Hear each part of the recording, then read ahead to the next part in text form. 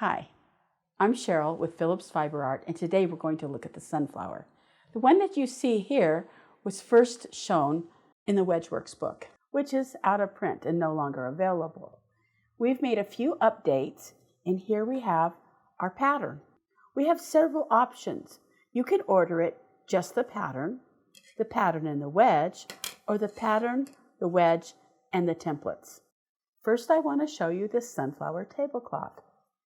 Now, as I was making it, I filmed each step, and I've put this together in a full tutorial for you. But first, let me show you some samples. One new addition to this pattern is a scaled down version, because it fits perfectly with that cute gnome fabric. Now, here's a purple version. Maybe this sunflower is really a daisy. Notice I just left this one round, but it would make a great table topper. I guess this sunflower has a Southwest flavor. This design works with many fabrics. I framed this pink flower with a border print, but let me show you some things about this one. I'm going to turn it over and show you the back side. See, it's all pink. The only seams you're seeing are wedge seams. All that detail is folded and inserted between the seams. Well, let me show you those steps. So here we have two inserts, and I'm going to sandwich that between two wedges and open those up to give us the points. And then we're going to sew those pairs together and add another point. I put them together in a circle, and then I add the applique. That's all there is to it. It's so fun. If you'd like to see more folded favorites, like the sunflower, or any of our other videos, please hit the subscribe button below. And now it's time for the tutorial. Rather than using the paper template, an acrylic wedge is more accurate. This one can be purchased with a pattern. Other wedges that work with this project are the Squedge 15, the Bargello Color Wheel, or both of these Creative Grid 15 degrees. Here we have our cut fabric strips, A, B, C, D, E, and G. F is our center. Here is the template page you'll find inside the pattern. You can trace the paper outlines for the sunflower, or you can purchase acrylic templates for the inserts when you order the pattern. Here are the pieces cut out. We have our sunflower pieces cut. Let's build our sandwich using two wedges and a folded B. Place the folded edge to the top, edges matching the bottom of the wedge with the shorter edge to the seam side. Pin it in place, then go to the C piece. Fold it in half, matching the two sides that are the same. Pin the folded C with the edges together, overlapping the B piece by 1/4 inch. Pin here and here. Add the other wedge and go sew. Now here it is sewn. Notice all the edges are even, nothing is poking out, and nothing has slipped. I'll open the seam first with my fingernail, then go press it. Here it is pressed open. When I pressed, I tried to be careful not to overpress the fold on the inserts. You don't want to set that permanently. Now I turn it over, and I open that B piece so that it aligns to the bottom of the wedge. The fold here is on the bias, so be careful not to stretch it. Pin B in place. Yes, the folded tips do extend beyond the wedge. Now open the C insert, smoothing from the tip upward. Pin this and press very gently. Now here's a wedge pair that's been pressed. And here's all the 12 pairs. So I'm ready to put in the next insert, the D piece. The D piece can be tricky. It's not the same length on all three sides, so be sure to fold it so that the sides are the same length. Match the tip right to the top, here, and pin it. Now we're going to add the next pair, first matching the two corners of the C inserts, and pin them. Go down to where the folded B's are. Line them up and pin. Now you can fold the wedge back over and pin the tops together and the bottom together. And now we're ready to sew. Now I have all 6 pairs sewn. Next I'll sew these 2 pairs together. Sew the sets together, adding D pieces until a circle is formed. Next I'll show you how to make a center applique. Fold the D squares in half diagonally and then again. I've ironed a circle of freezer paper to the square of F fabric. I trim it 1/4 inch from the edge, like this. To make my applique, I apply a fabric glue stick to the edge of the paper. Then I wrap the fabric around the edge, like this, all the way around. Here's our center applique.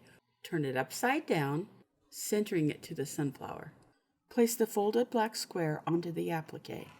Notice the fold is to the left and the open side is to the right. Slip the next one into the first, keeping the curvature of the applique and centering it with C. Continue doing this all the way around the circle. I've unpinned the center from the circle. Now we'll move it over here and we're going to stitch around the outside edge of the applique, catching all those black points. Here's the center with the prairie points, but I do have another option you can use in place of fabric E-squares. It's rickrack. Easier, yet still enhances the center. I've stitched down my center applique. You often end up with kind of a rough edge on the outside of this circle. So I trim off just a tiny bit, and it's usually at each wedge intersection. You can see very little there that I'm taking away, but it kind of cleans it up and makes it easier. Now it's trimmed up and nice and clean, and I'm going to measure my diameter. I'll always follow my wedge seam for consistency's sake. On this particular sample, my diameter is exactly 19 inches. Next, I have two different options for framing your circle. You'll find a framing template on the template page. Adjustments for different circle sizes are found inside the pattern. We have two squares of framing fabric. We're going to fold them in half diagonally.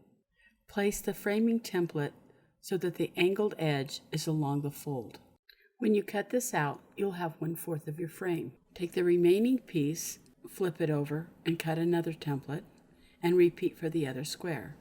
Now here they are. That's my scraps. Let's lay them out. Now you'll sew these together right here. Here's your frame sewn together.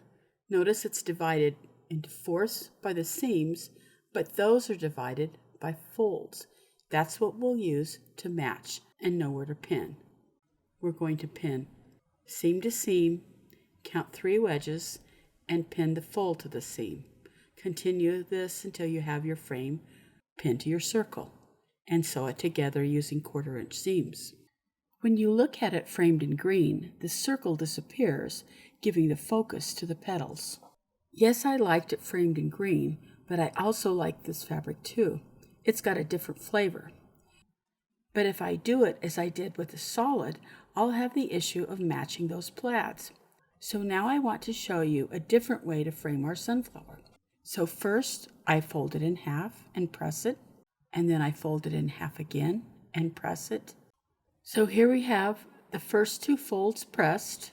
We open it up, we bring the corner up from the center point, and we'll press that, being very careful not to stretch it.